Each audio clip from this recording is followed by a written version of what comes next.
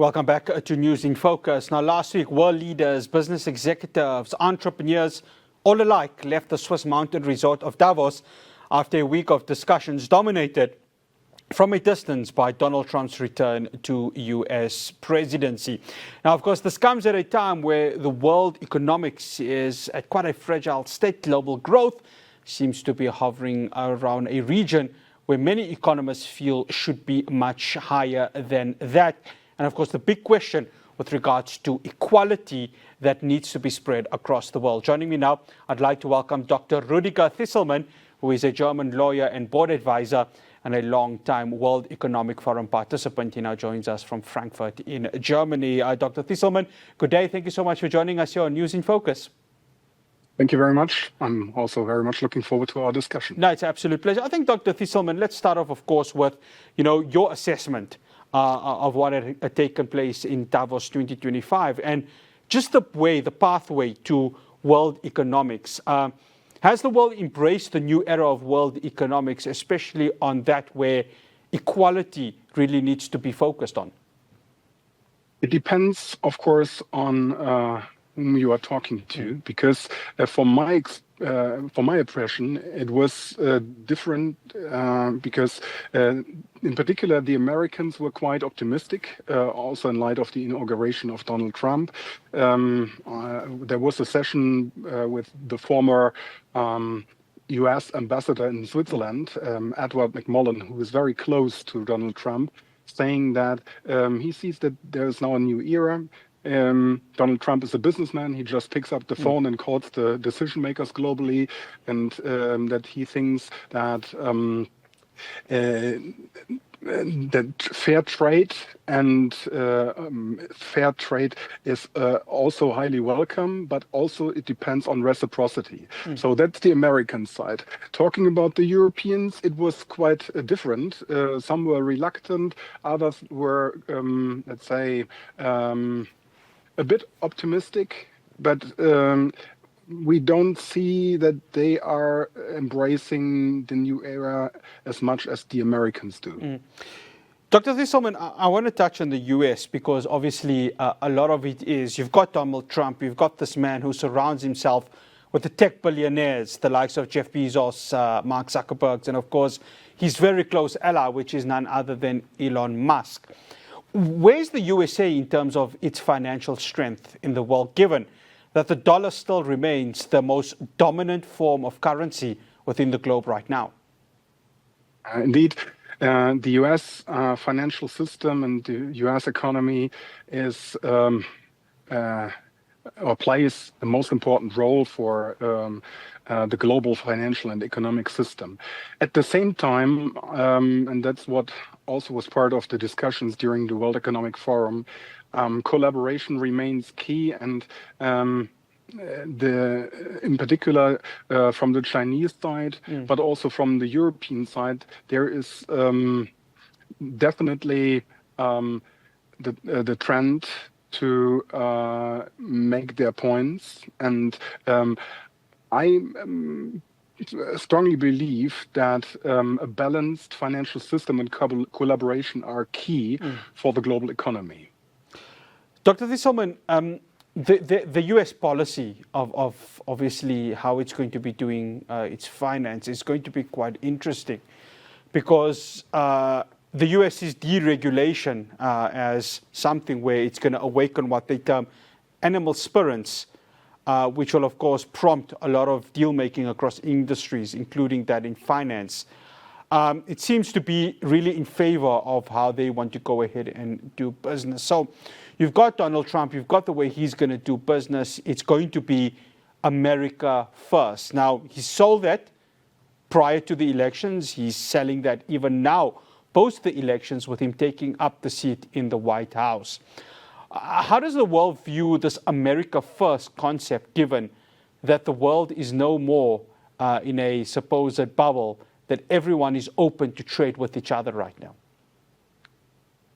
Let me phrase it like this. The way Donald Trump has acted certainly leads to respect for many people around the world, and also leads to questions about the future.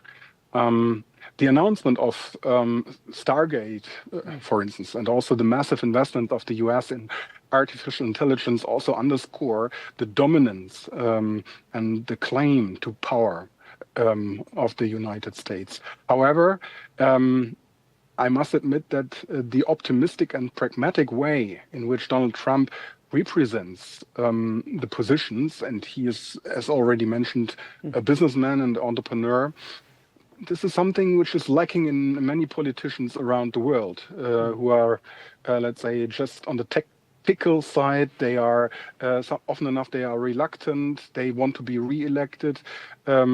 They are just focusing on power, and Donald Trump is just pushing things forward. So it will be interesting to see whether this rhetoric, which we have seen of Donald Trump so far, and which is not surprising in light of his first term, will be adapted by other politicians in different countries over the next few years.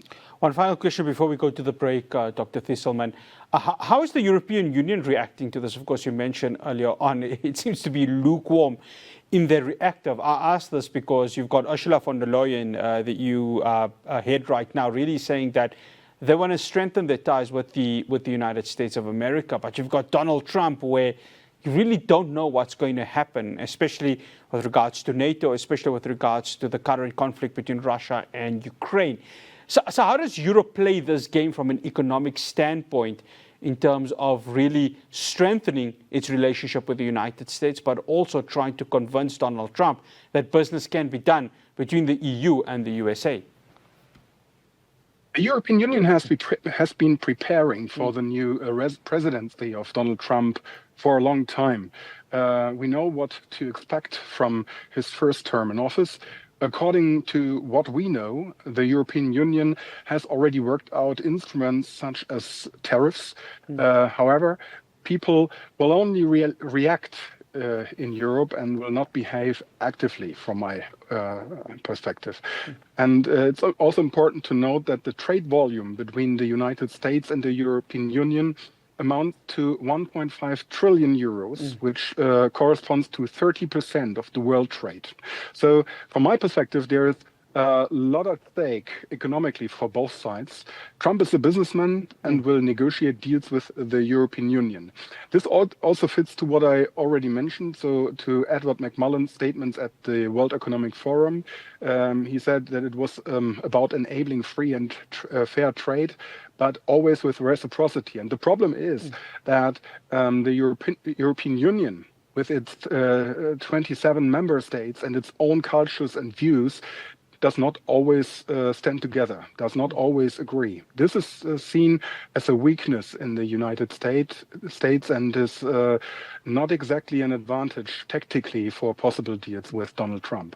After the break, I continue my conversation with Dr. Theiselmann. We're going to be chatting AI, we're going to be chatting inequality, and also the 15% tax on the wealthy that has been proposed by President Cyril Ramaphosa ahead of this year's G20 summit. Do stay tuned.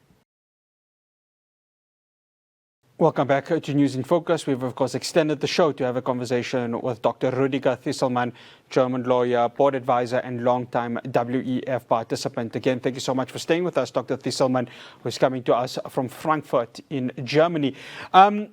Artificial intelligence. 10 years ago, Dr. Theiselmann, a lot of people would have looked at it and said, artificial what? Now we are here at this moment right now. You've got ChatGPT, you've got elements like BART. You've got, of course, Microsoft looking at a lot of how they can use artificial intelligence. Is the world, and I want to speak specifically on the developing world, right? South Africa being one of those nations. Is there an acceptance of artificial intelligence? I wouldn't even want to go to asking whether the developed world looks as AI as being really the norm of how the world's going to move forward in terms of trade, business, and many other aspects. The future of AI will, from my perspective, undoubtedly have a transformative effect on almost every aspect of our lives. We are at the beginning of a new era in which AI will not only optimize industrial processes, but also bring profound changes in health, education, transport, and communications. And the advances in AI research, in particular in the fields of machine learning and neural networks, are opening up unimagined possibilities from my perspective. An important thing that needs to be highlighted is, and that was also part of sessions during and alongside the World Economic Forum, so-called quantum computing. This will play an incremental role for artificial intelligence because, as you might know, it has a massive impact on geopolitical developments, and also it has the potential to disrupt society and the economy. Unlike classical computers which store and process information in bits, quantum computers use so-called qubits. And these can assume several states at the same time, and this leads to exponentially increased computing power, and which then means that problems that can be solved are unsolvable or time-consuming at present for classical computers. Dr. Theiselmann, I want to touch on this Oxfam report that came out last week, just ahead of the conference, where it said that the wealth of the billionaires, I can actually call them even trillionaires, is gone between the mark of $4 trillion to around $15 trillion. So President Cyril Ramaphosa, of course, has taken over, I beg your pardon, the G20 presidency, has said that we need to look at a 15% tax on those wealthy individuals. How was that received at Davos, given that it's very difficult for the wealthy of this world to give up 15% of the actual earnings? I mean, it very much also depends on whom you're talking to. But the introduction of a global minimum tax of 15% for companies, as proposed by the OECD and the G20 countries, has led to intense discussions also during the World Economic Forum.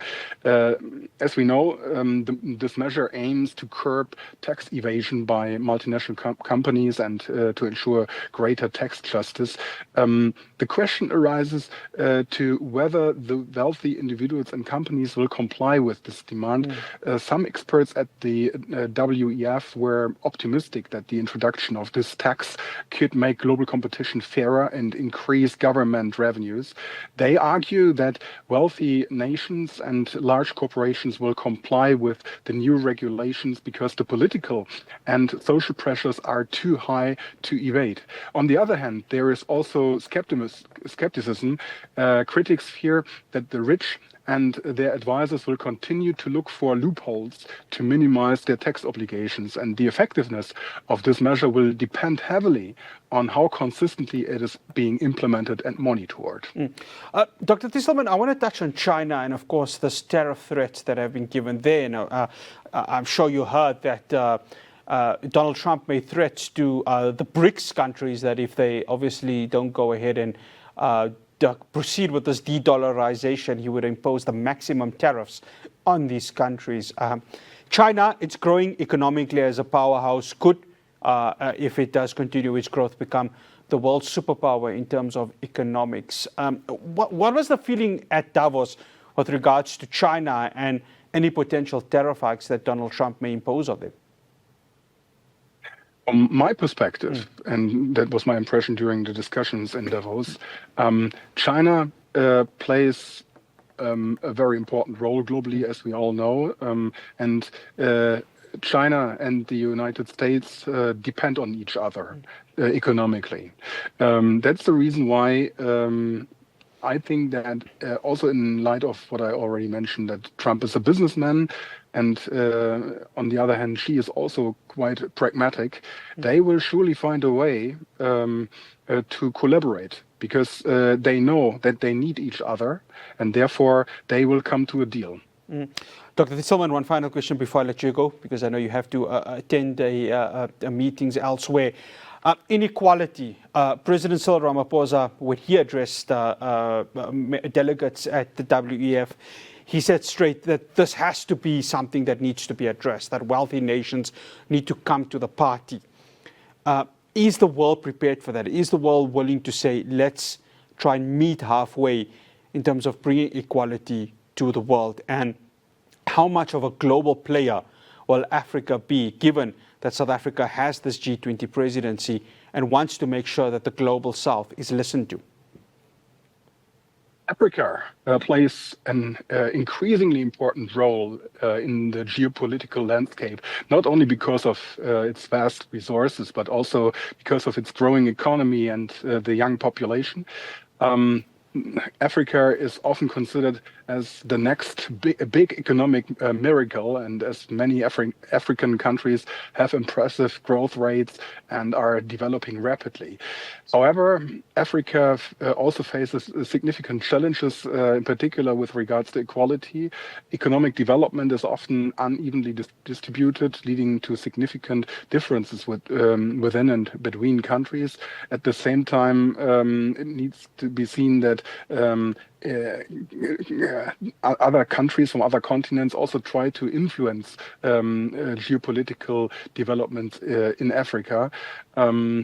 So, in a nutshell, from my perspective, the international community is increasingly recognizing the importance of Africa and also the commitment in terms of equality. And so as far as I learned from various sessions in Davos, and I also took part in the Africa House events, by the way, there is strong likelihood that equality is going to play an important role and is respected by countries also from other continents and also in Africa. Dr. Theiselmann, thank you so much for joining us here on News in Focus on Hilaal TV. Much appreciated.